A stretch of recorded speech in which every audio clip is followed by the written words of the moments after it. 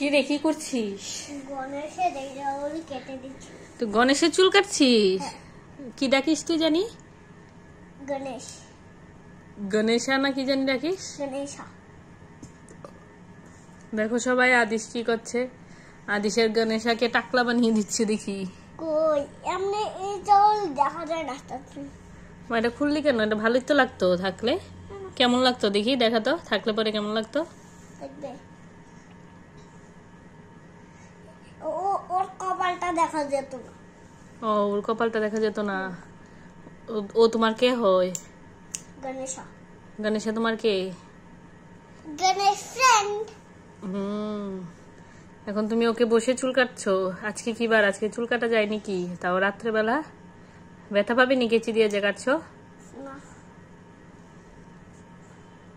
ব্যথা পাচ্ছে তো।